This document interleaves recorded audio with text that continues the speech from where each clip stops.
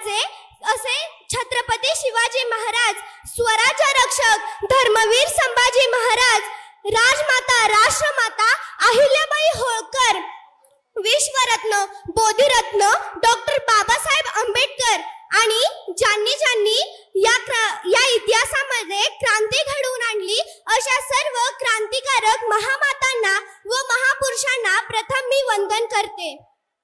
नमस्कार, मी वैष्णवी विश्वजित शिंदे, राहणार जत, तालुका जत, जिल्हा सांगली. शिवाजी महाराजांच्या पदस्पर्शाने पावन झालेल्या या भूमीमध्ये माननीय आमदार श्री गोपीचंद पडळकर साहेबांचा नागरी सत्कार सोहळ्यामध्ये आमंत्रित असणारे सर्व मान्यवर व उपस्थित असणारे सर्व जतवासियांचे सहर्ष स्वागत. आपण ज्या सोहळ्याची आतुरतेने वाट पाहत होतो तो सोहळा आज आपल्या सर्वांच्या साक्षीने संपन्न होत आहे. या सोहळ्याचा प्रत्येक क्षण अगदी सुवर्ण अक्षरात लिहून ठेवावा असाच आहे आणि अशा या सोहळ्याचे आपण साक्षीदार आहोत हे आपले सौभाग्यच आहे. आज पडळकर साहेबांच्या जतच्या नेतृत्वाच्या श्री गणेशाची सुरुवात होत आहे, पण त्यांचा आजपर्यंतचा राजकीय संघर्ष बघितला तर अभिमान वाटतो. आपण आपलं राजकीय नेतृत्व एका वाघाकडे सोपवलं आहे. एक नाही, दोन नाही, तर तब्बल 5 वेळा पराभव पत्रात असताना पुन्हा नव्या जोमानं लढणारं एक व्यक्तिमत्व आपल्याला लाभलं आहे, जे कधीच हार मानणार नाही.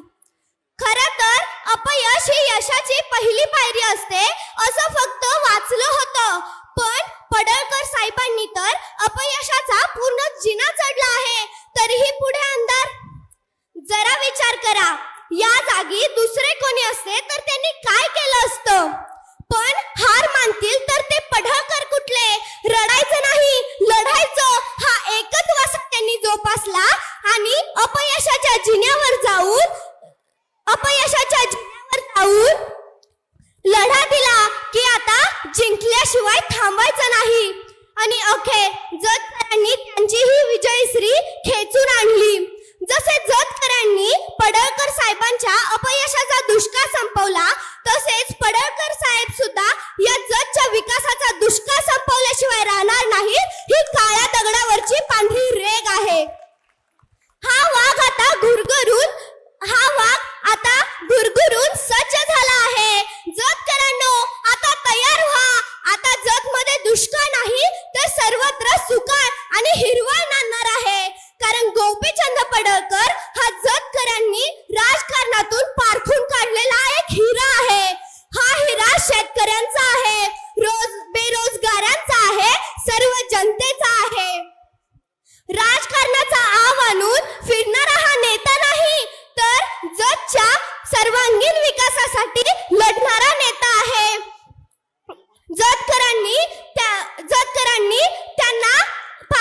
जतकरांनी पडळकर साहेब हे पारखून काढलेलं एक परिस आहे आणि याचा दाखला आपल्याला येत्या काळात लवकरच मिळेल.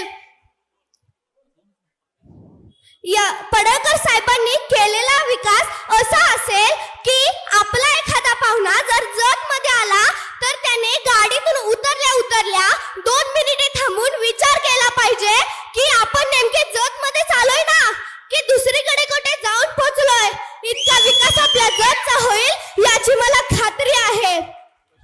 जतकरांनो, आपल्याला जर कोणी विचारलं की तुम्ही काय कमावलं तर छाती ठोकून सांगा की आपण पडळकर नावाचं नेतृत्व मिळवलं.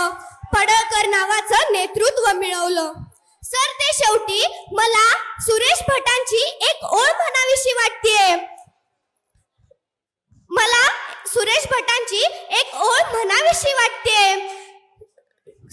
कधी ना सापडेन मी या जगी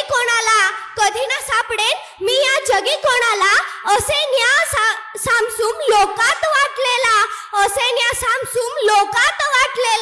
पटेना जगाशी साऱ्यांशीच नडलो आहे.